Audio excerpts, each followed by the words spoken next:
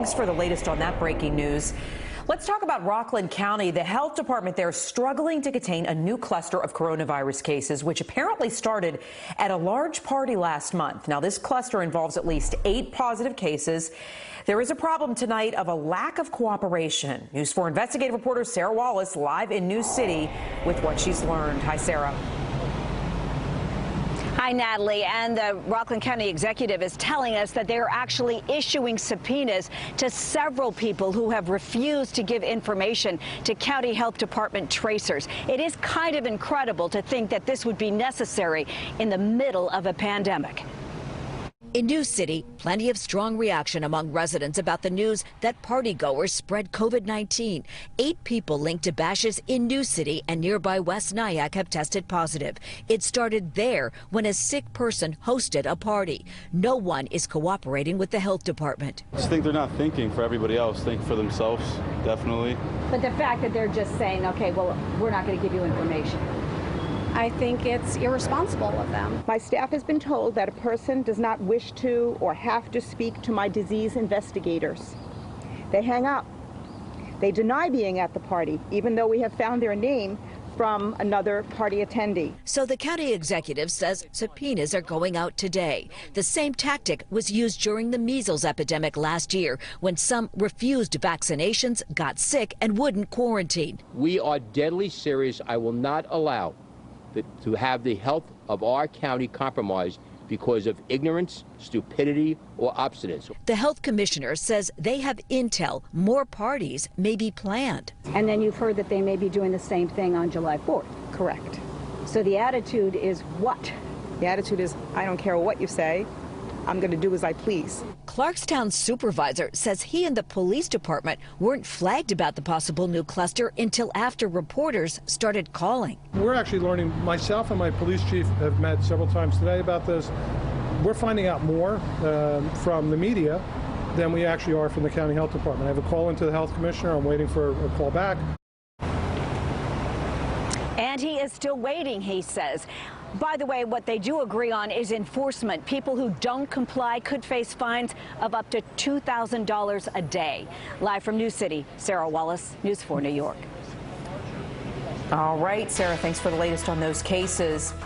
A roadblock now for New Yorkers down the road to recovery here. The city is set to enter Phase 3 next Monday, but indoor dining is off the menu now, postponed indefinitely. The mayor citing soaring infection rates tied to bars and restaurants is the main reason here. All other businesses in Phase 3 will be allowed to reopen. Now, the city is doubling down on expanding open restaurants and streets to help. 6,600 New York City restaurants are cleared for this so far. I want to bring in News 4's Rana Novini live in the East Village with how people are reacting to this news tonight. Rana. Yeah, Natalie, restaurants saw this coming given the increase in coronavirus cases in other parts of the country.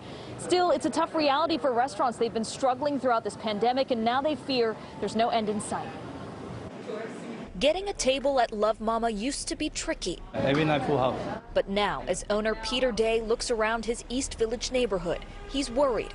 No students, no tourists. Even the locals who used to be here seem to be gone. His restaurant of 7 years in jeopardy.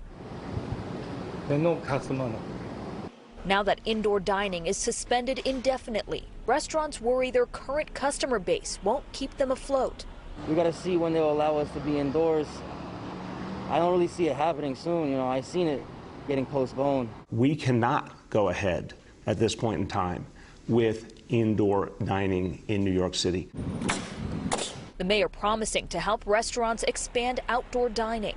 But many restaurants say they don't have room for more tables. Some don't have the option to take up a parking space on the street, like B&H Dairy, the tiny spot serving kosher vegetarian food since the 1930s. We cannot fit like so many places. They put in a bicycle lane, the table, they have a lot of options. We don't have nothing. Still, many restaurant owners agree with the decision to postpone indoor dining to curb the spread of the virus.